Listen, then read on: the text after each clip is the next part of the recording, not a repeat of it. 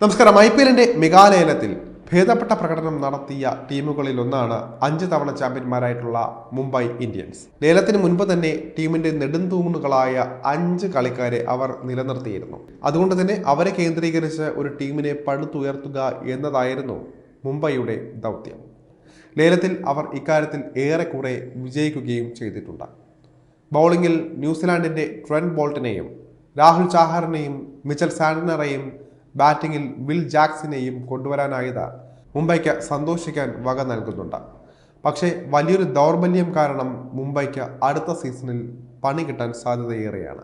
Mumbai ഇന്ത്യൻസിന്റെ batting lineup മികച്ചതാണെങ്കിലും ബൗളിംഗിൽ ചില പ്രശ്നങ്ങൾ അവർക്കുണ്ട് എന്ന് കാണാൻ സാധിക്കും. പ്രത്യേകിച്ചും ബാക്കപ്പായി ഇന്ത്യൻ ഫാസ്റ്റ് ബോളർമാരില്ല എന്നതാണ് അവരുടെ ഏറ്റവും വലിയ പോരായ്മ. ലേലത്തിൽ ശ്രീലങ്കയുടെ spin bowling allrounder Wanindu Hasaranga മുംബൈക്ക് നല്ലൊരു ഓപ്ഷനായിരുന്നു. പക്ഷേ ലേലത്തിൽ താരത്തെ അവർക്ക് കൈവിടേണ്ടതായി വന്നു. പകരം New Zealand spin bowling allrounder Mitchell സ്റ്റാർക്കിനെയാണ് വാങ്ങിയത്. എന്നാൽ ബാറ്റിംഗിൽ സാന്റ്നറെ അധികം ആശ്രയിക്കാൻ സാധിക്കില്ല എന്നത് തിരിച്ചടിയാണ്. പേസ് ബൗളിംഗ് എടുത്താൽ ജസ്പ്രീത് ബുംറയല്ലാതെ ദീപക് ചഹാറാണ് മുംബൈ നിരയിലെ പ്രധാനപ്പെട്ട ഇന്ത്യൻ താരം. പക്ഷേ ചാഹറിൻ്റെ ഫിറ്റ്നസ് എപ്പോഴും ഒരു പ്രശ്നം തന്നെയാണ്. കഴിഞ്ഞ സീസണിലടക്കം ഇത് താരത്തെ വലയ്ക്കുകയും ചെയ്തിട്ടുണ്ട്.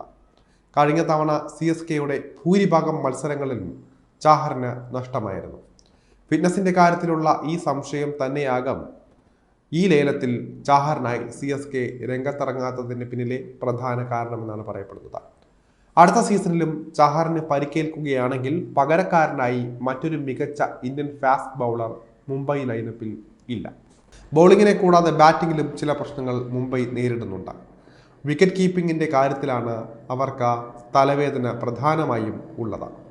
ഇഷാൻ കിഷനെ ലേലത്തിൽ തിരികെ കൊണ്ടുവരാനോ പരിചയസമ്പന്നനായ മറ്റൊരു വിക്കറ്റ് കീപ്പറെ വാങ്ങാനോ മുംബൈക്ക് സാധിച്ചിട്ടുണ്ടായിരുന്നില്ല.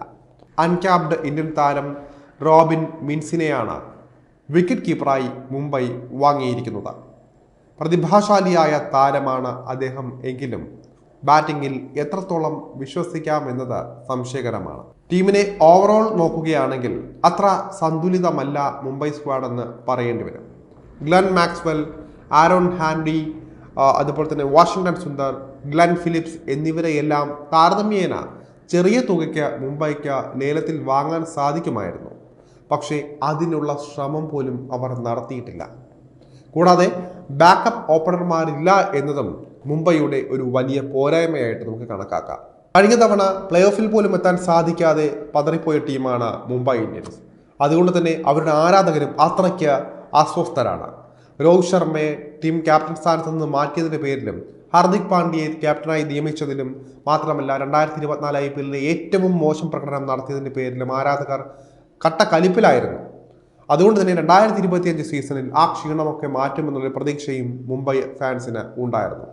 പക്ഷേ ഈ ഒരു ടീം വച്ച മുംബൈക്ക് കിരീട സാധ്യത ഉറപ്പിക്കാനാകുമോ എന്ന് ചോദിച്ചാൽ അത് സംശയകരമെന്നാണ് ഇപ്പോൾ ആരാധകർ പോലും പറയുന്നത്.